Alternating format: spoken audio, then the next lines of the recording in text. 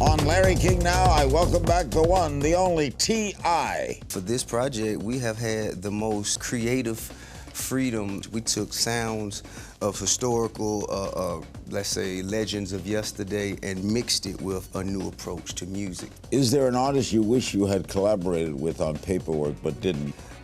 Lady Gaga. Lady Gaga. Just did a whole album with Tony Bennett. That's why I didn't get her. Now, you were very outspoken about the killing of Michael Brown in Ferguson, Missouri. I don't see an excuse that someone who took an oath to uphold, protect, serve the people of the community, what possible reason you could have to open fire and kill, not just wound, but kill. What do you think of Obama?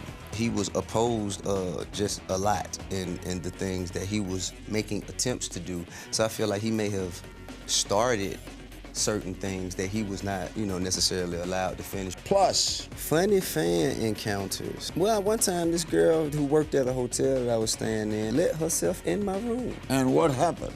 She exited just as quickly as she came. All next on Larry King Now.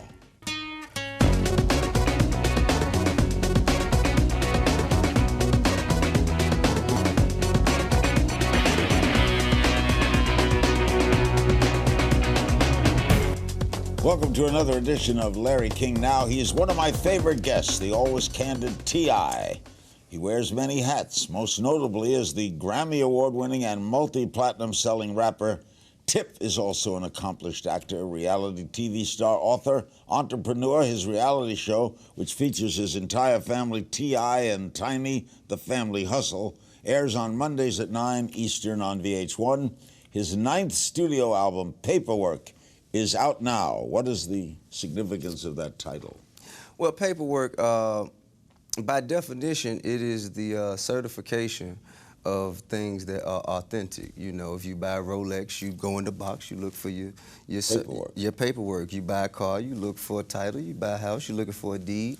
Me being an artist of authenticity, making music that is authentic, I felt that the certification of that should come in the form of paperwork. So you're very transparent, you're open, right? Is there a song called Paperwork? It is, and we just released it off of our iTunes bundle. If you have pre-ordered my album, you already got it. It features Pharrell, produced by Pharrell Williams, who actually executive produced the project with me. And does the whole album have a message? Well, I think that they have individual messages. The theme of this album is soul. Soul and a different application of how to approach music in today's day and age. We took sounds of historical, let's say, legends of yesterday and mixed it with a new approach to music for today. You're going to hear some of it, and I'm going to read some of it. Okay. It's your first album under a new deal with Columbia Records, your own label, Grand Hustle Records, right? Joined with Columbia. Yes, we did. Tell me about that. Man, it's an awesome partnership. We were fortunate enough to align ourselves with Columbia and Sony, for that matter. And for this project, we have had the most, how can I say, creative freedom and just ability to kind of just do whatever inspires us creatively in music and in the visual presentation. You didn't have that with Atlantic? Well, we did, but it was more of a corporate structure. You know what I mean? I won't say more of a corporate structure. It felt like more of a business. It felt like more of a business, whereas this, it feels like the artist first, and then the business will fall in line with the art. That's pretty interesting, because Columbia is a big company. It is. But they have, like, very, very, I guess, eloquently different approaches to marketing and marketing their music. Let's say like Daft Punk. Who else would have thought to take a French EDM band and mix them with American music and take them double platinum here? Who would have taken Adele to 30 million? Who would have allowed Beyonce to drop her album the way she did the last time and supported it? Who could take Pharrell and take a song like Happy and make it in all format #1 success? Did they come to you? Man, yeah, as a matter of fact, they did, by way of Pharrell. Did you have a bad departure from Atlantic? No. I still have a lot of love, admiration, and respect for all of my colleagues and friends over there. Tell me about your relationship with Pharrell. He works with a lot of people. Well, man, Pharrell has been an avid supporter and just an inspiration to me ever since my very first album. He was the first I guess, a multi-platinum national A-list producer that, that took the time to work with me. What's special about him? I mean, Pharrell, his mind doesn't work the way ours does. I think he sees music and we hear it. You know what I mean? He can do things with chord progressions and it's just instrumentation that I don't think any of us have ever seen before. Does he know hits? Absolutely, without question. And he knows how to take a song that may not have been a hit under anyone else's hands and make it a hit in his. Is Pharrell very, very particular? Absolutely. I mean, especially about his artistry and about conforming to conventional methods of making and promoting music. He just really will not allow anybody to put his thoughts in a box. He thinks very that's professional. How it box. Absolutely, very professional. Just an incredibly cool guy, man. Is there an artist you wish you had collaborated with on Paperwork but didn't? Because you feature other artists, right? I do. Chris Brown and Skylar Grey and others. Yes. Is there someone you wanted and didn't get? Lady Gaga. Lady Gaga. Just did a whole album with Tony Bennett. That's why I didn't get her. And far be it for me to, to intercede between Lady Gaga and Tony Bennett. That project is just so important for music and pop culture today. Some of your biggest hits were with collaborators, right? Some of them, yes, sir. You like that? Absolutely. I think that's the best way to bridge gaps between one genre and another. And I think that's what music was purposefully put here to do, to kind of give people a reason to come together rather than a reason to separate. I think that, when you take an artist like T.I. and an artist like Justin Timberlake, for example, Justin Timberlake fans and T.I. fans, they're completely two different demographics, but they may be interested in one another's lifestyles. So what better reason for them to come together than if their favorite artists are collaborating? All right, we got a thrill coming for you. After the break, T.I. introduces us to America's new national anthem. You didn't think we had one, right? Well, Oh Say Can You See is... Stay with us. We're back with the great T.I. Always wonderful having him with him. His 9th studio album, Paperwork, is out now. You were very outspoken about the killing of Michael Brown in Ferguson, Missouri. What was your reaction when you first heard about that?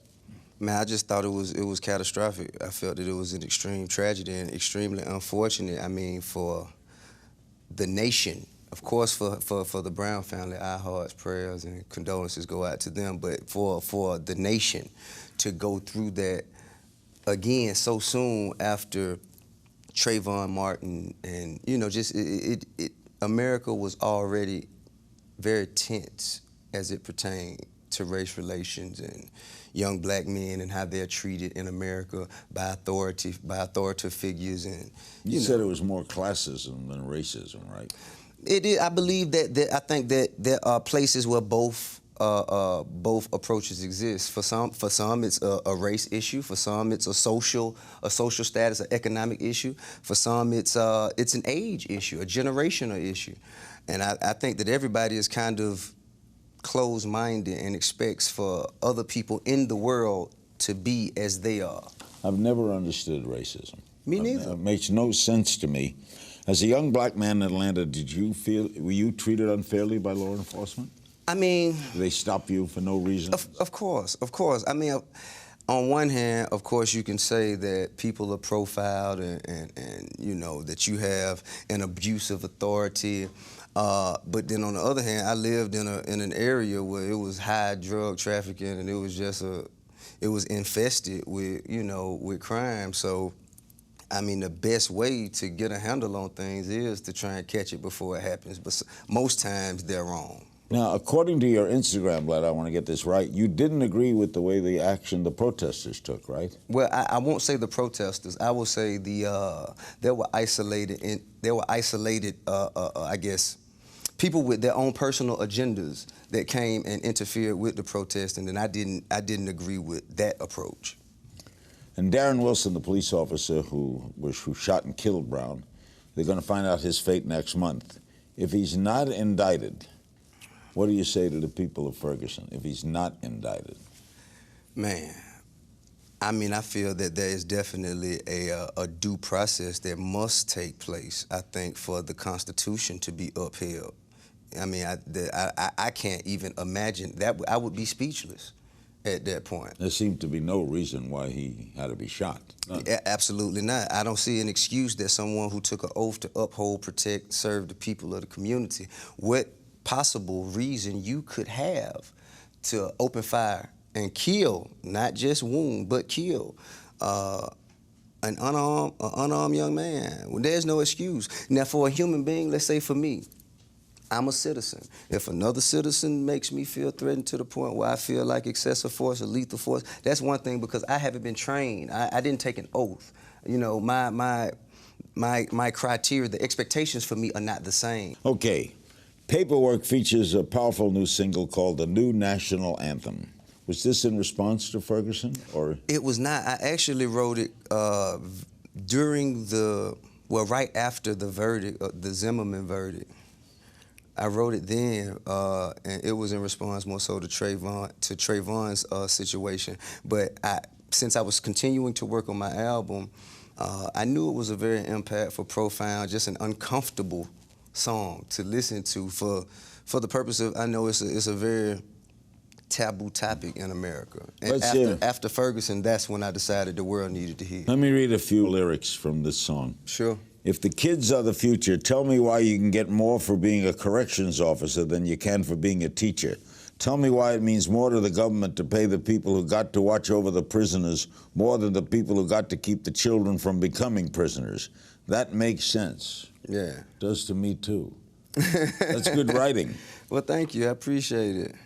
I appreciate it. It's actually, I think that, you know, substandardized education in our communities is a big part of the issue that has had the circumstances of our people and just on a treadmill for so long. I want to read another thing from the New National Anthem. Sure. Tell me why them crazy white boys can tote a gun, but I can't right now. Yes, I had felonies. I done did dirt in the streets. This is funny. This is funny. But I ain't ever give to anybody that didn't deserve it. You know what I mean? I ain't ever ran in no public place with no pistol shooting no innocent people. I ain't never run in no school killing no kids. Man, this is the result of you refusing to deal with the issues at hand. We are a product of the environment you placed us in. We ain't do it. We just lived through it. Yes, sir. Boy, lyrics come easy to you? Yeah, I mean, especially when it's a topic that I'm passionate about. Okay, we have, in 2 more years, we will complete a 2-term presidency by a black president. Uh-huh. What do you think of Obama?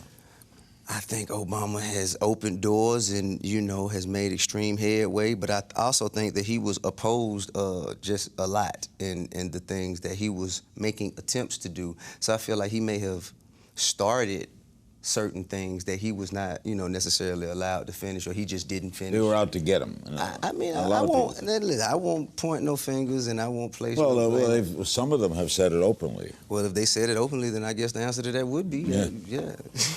Do you have a favorite candidate in 2016? No, I think it's too soon to tell. I think once it gets a little closer, maybe like next year, I think we'll watch it, filter out the riffraff. Raven Simone recently sat down with Oprah and said, "I'm tired of being labeled." She considers herself an American, not an African American. What do you think of that? I mean, I think she has an incredible point. We are all American, and I mean, to separate us, I think we need to find more reasons to unify rather than to divide each other and separate from one another. Everybody isn't meant to be the same race, the same religion, the same ideologies of life. We have to accept and respect one another's differences. So then why don't you like African American? I didn't say I didn't like it.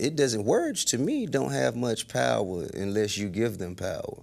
African American to me is what I was taught to call myself. I consider myself African American, black, and American. I mean, ultimately, I think they're all categories that we place ourselves in where we see comfort in words. Coming up, T.I. keys to musical longevity. His thoughts on the current state of the business. Don't go away. T.I.'s 9th album being released today, Paperwork. Frank Sinatra told me once there's a lot to be said for longevity. How do you account for your longevity? Oh, man, I think that you have to ultimately live an interesting life in order to be inspired by it enough for people not to lose interest after a certain amount of time. If people learn everything there is to know about you, there's no reason to tune back in. Hard to stay on top, though, isn't it? I mean, even harder to live on the bottom. But it's easier getting up than staying up. I won't say that. I think that, you know, there has been significant adversity and challenges set forth, man, on my journey and my evolution from beginning to right now. So, I mean, I won't discredit any point period of it. I think it was all beneficial. What drives you most?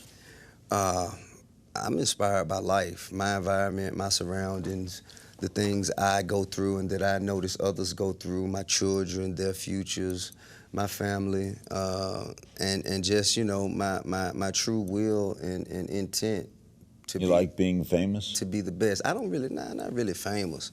I like being able to do what I love doing for a living. You know, get paid for doing something. Yeah, get paid for doing something I love. I enjoyed that. If fame just happens to be something that comes with it that I have, I look at it as right. I look at it as more of a detriment than, you know, than a benefit to me. We're blessed to be paid for something you love. Man. We're blessed, and we don't, you know, to enjoy what we do. About music, compare hip hop culture today to when you started. Man, I think that it's a lot more saturated, and I feel that there are definitely ways around the conventional methods of being discovered and breaking into the industry now. Different ways? Yeah, there are much different ways. There was no YouTube, there was no Twitter, there was... Easier today? For some, for people who don't have true talent, yeah. You could be anywhere, anytime. Yeah, you know, you can be laughed at and still be noticed and accepted and paid to do this today. And back then, that was You could be a accepted. celebrity just for being celebrated. You can be a celebrity. You can be famous for being famous. Yeah, you can. Legendary rocker Gene Simmons, frontman of Kiss, said the music industry no longer produces classic, timeless, or revolutionary musical icons. Not true. Not true. You disagree? I do disagree. I mean, I think that's exactly what, let's say, Jay-Z, Beyonce, T.I., Lil Wayne, Young Jeezy, I mean, you're saying Usher, great Raymond, stuff's Chris being Brown, great Rihanna. stuff's being produced all the time. Absolutely. I mean, classic, iconic, like stuff for this generation, this moment in time. These are the most iconic stars and people and figures in music that you can associate with. I mean, well, excuse me, well, in hip hop. Now, of course, once you go into the broad scopes of just music, period, then you get into the Lady Gagas of the world and Alicia Keys. And, I mean, it's a Pharrell. It's so many. It's so many. Last time you were on this program, you said you were meeting with Brian Grazer, an old friend of mine, about developing the T.I. story to the big screen. Right on. You said, I speak to Brian Grazer all the time. He keeps saying he wants to make my 8 Mile. He wants to bring my life story to the big screen. What's happening? You know, I'm still wrestling with, you know, the way that film ends. And once you take a film from, let's say, once you try to take 8 or 13 years of activity, action, or just a time period, and you want to force it into 2 hours, there's so much to be left out, and the more you leave out, the more people can misinterpret. Oh, well, you don't want a 4-hour film. Well, you don't want a 4-hour film, but you can have a series instead of a motion picture. Oh, are you thinking about that? Yeah, I'm thinking about it. Is Brian interested in that? Brian, I mean, well, Brian is interested. He has expressed interest from day one about it. I haven't really necessarily wrapped my mind around or adopted the policy of a film over a series yet, though. Is there any kind of working script? I mean, what do you have in mind? Like an HBO series? Or? Absolutely. I think there would definitely have to be a cable network. I won't necessarily rest my hat on HBO. I think Showtime and Starz are also incredible networks. I think FX is also an incredible network. And, you know, it has to be someone that has a little edge and will allow certain material to be replicated with authenticity. When you're not in the studio, do you tour a lot? Yeah, that's the cornerstone of our business.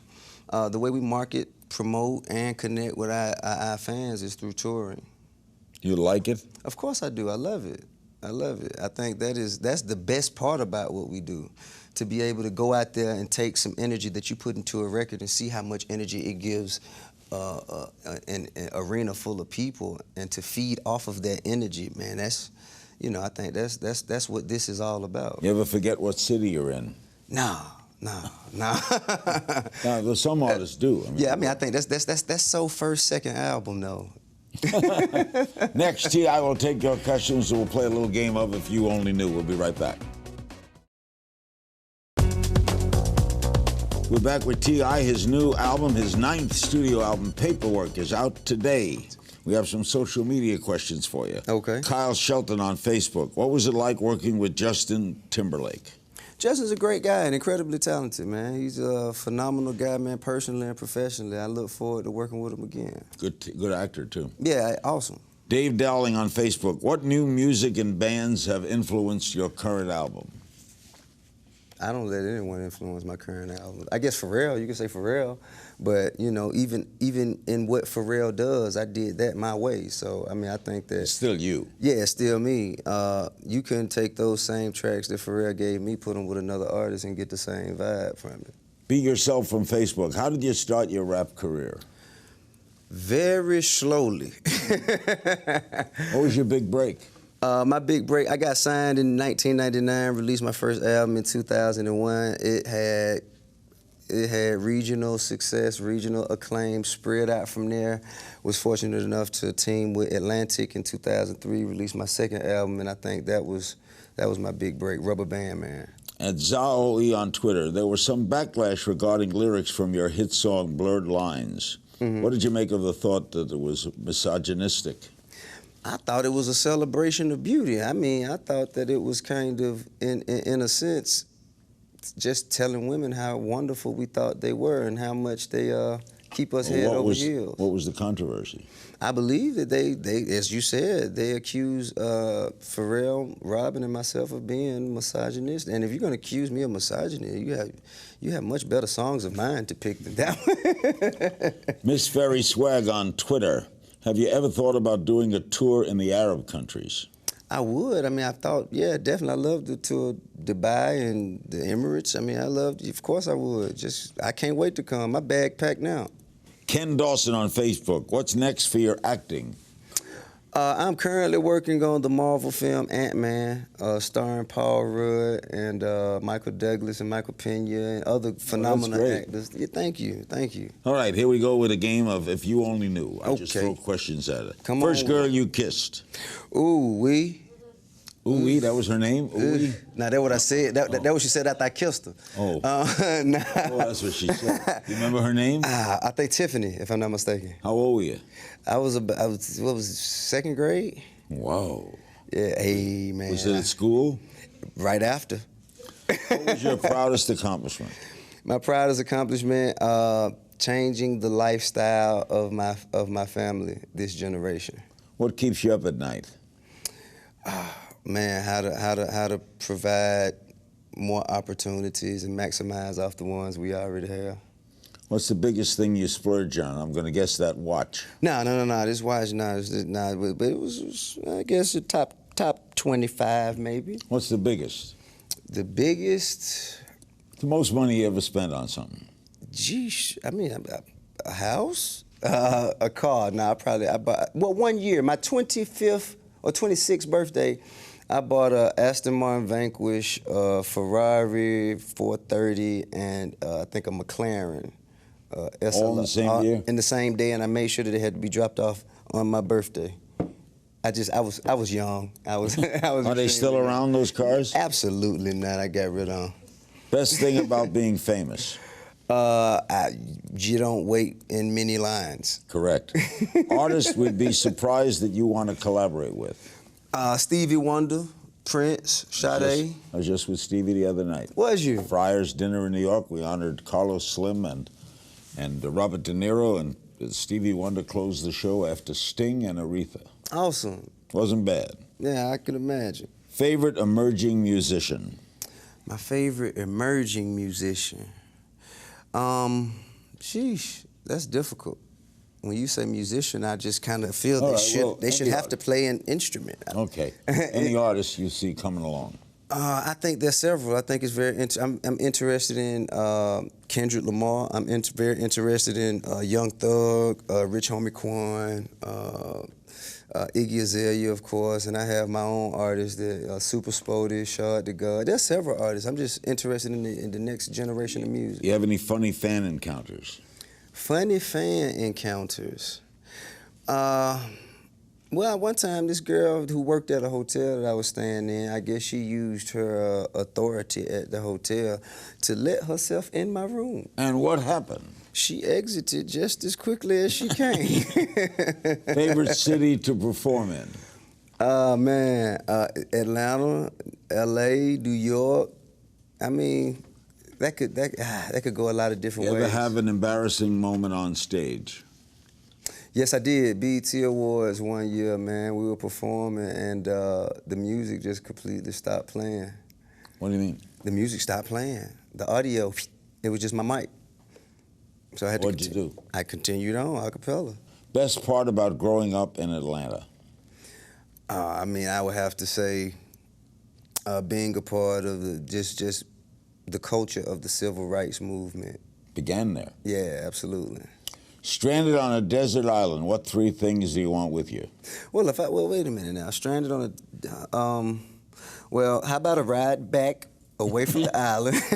That's a good idea. I mean, 3 things I want with me. Music, something to remind me of my family, and just a fair shot at getting back off that island. That's the big thing. Something no one knows about you. Something no one knows about me. Maybe that I play chess, or that I collect socks. Socks? Yes, I do. You collect socks? I'm an avid sock collector. What do you mean? When you buy a pair of socks, you keep them and you... No, I'm saying like I shop for socks specifically. How many pair of socks? I can't count. I mean, I have more socks than I do underwear, probably. Where do you keep them? In my drawer. How big a drawer? No, I actually have 2 sock drawers. I have 2 socks. You're a sock freak.